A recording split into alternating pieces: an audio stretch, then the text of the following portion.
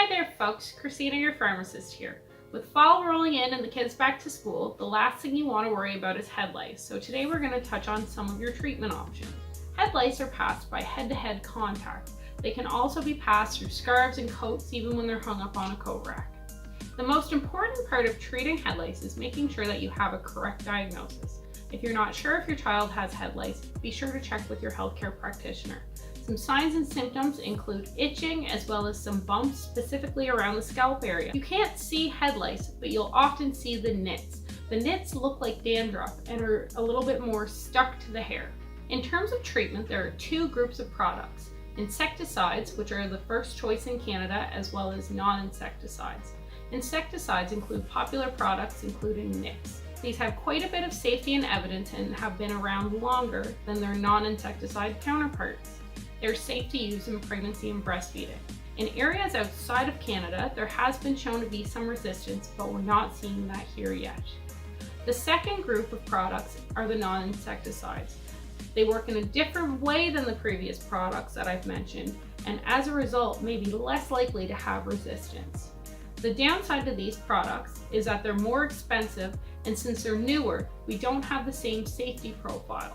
We also don't know yet if they're safe to use during pregnancy and breastfeeding.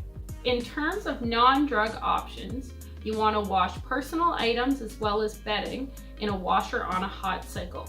You then want to dry them for a minimum of 15 minutes. For articles that can't be washed, you can vacuum the areas. There's no evidence yet in terms of using insecticides or anything on your couches or bedding. A frequently asked question is if you need to treat the family. You only need to treat if the patient shares a bed with anyone else. You'll want to treat their bedmates. In terms of treating the family, you want to have a diagnosis of lice before you start treating. There is no point in taking any of these products for preventative measures.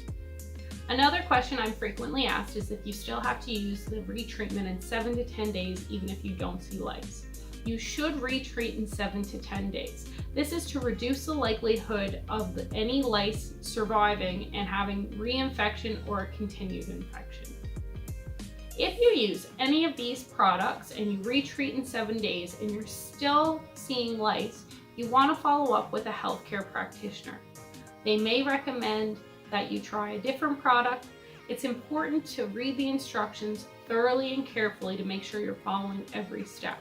In terms of over-the-counter options, it's often beneficial to talk to your pharmacist or doctor to see what works best for you.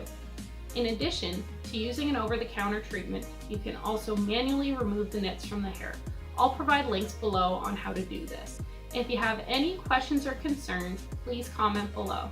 As always, thank you for watching.